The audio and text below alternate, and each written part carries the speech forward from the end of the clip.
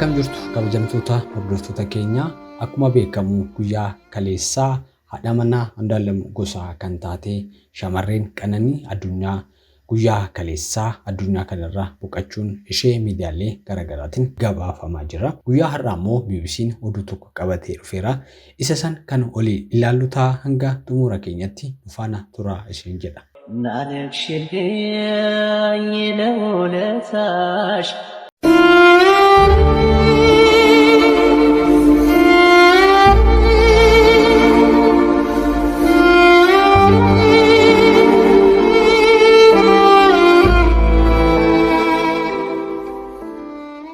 Egaa guyyaa kaleessarraa du'a ishee faana wal qabatee odeeffannoo garagaraa ergaa baheen booda namoonni baay'een miidiyaalee hawaasaa irratti gadda isaanii ibsachaa jiru.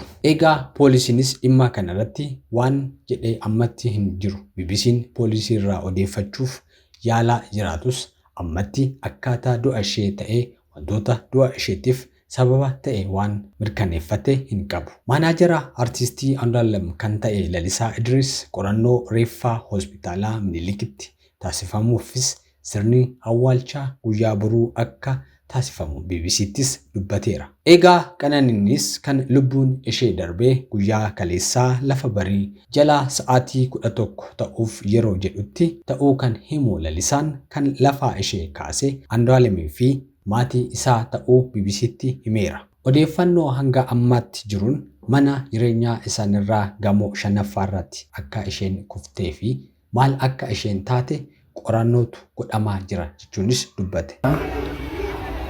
Bakka namni argamu kana darbii kanarratti jiraataa jiranii halkan keessaa gara sa'aatii 10 kan ta'utti hirribumaa kaatee akka isheen gaduuf darbatte. Akka Lalisaan jedhutti guyyaa kaleessaa guyyaa dhaloota ishee kabajuuf sagantaa suuraa ka'uu bakka Andu'aalem jirutti taasisaa turan. Manni isaanii magaalaa Finfinnee naannawaa Arraabsaa waggaa tokko oliif achi waliin jiraachuu isaanii akka beeku dubbate. Egaa erga taateen kun mudateen booda reeffaa jalqaba hospitaala Yaaniid achuma naannawaa Hayaat jiru geessan. Achi hanga bariitti erga tureen booda poolisiinis dhufee reeffaa achi fuudhee gara Minilik geesse. Qorannoon reeffaa taasifamee bu'aan qorannoo hanga ba'utti ammoo reeffi gara sulultaa maatii ishee bira deemee jira. Sirni awwaalchas guyyaa boruu akka magaalaa Finfinneetti taasifamus asumaan dubbateera. Akka maanaajarri Andu'aalem Lalisaa jedhutti artistiin kun yeroo ammaa qorannoof barbaadamee buufata poolisii jiraachuu isaatis dubbateera.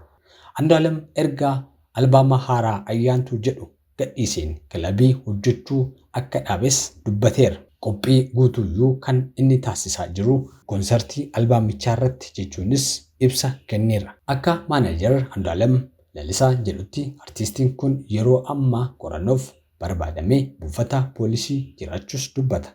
Taatee kanaan booda namoonni gaddaa fi komii akkasumas himannaa garagaraa miidiyaalee hawaasaa gubbaarratti katabaa jiru. Namoonni garagaraas miidiyaa hawaasummaa irrattis Qananiin haadha warraa Andu'aalem akka taate barreessa. Egaa Lalisaanis akkas jechuunis dubbata. Kaadhimaa waliin ta'anii namoota waliin jiraatan jechuunis dubbata. Yeroo dhiyootis sirna gaa'ilaa isaanii raawwachuuf qophiirra jiru jechuunis dubbateera.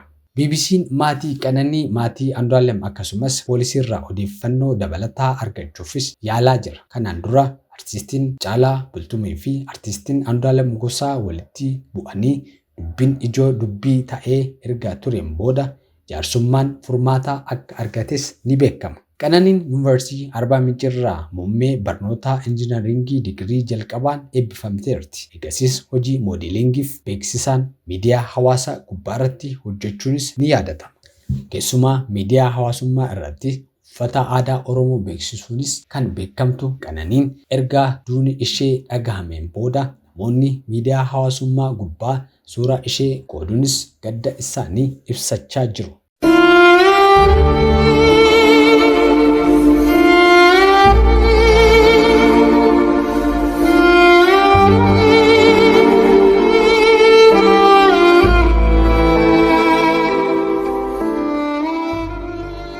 Oduun har'aa isiniif qabadee dhufe isa isa kana fakkaata maatii fi firoottan akkasumas hiriyoota Qananii kan taatan hundaaf jajjabina isiniif hawwina.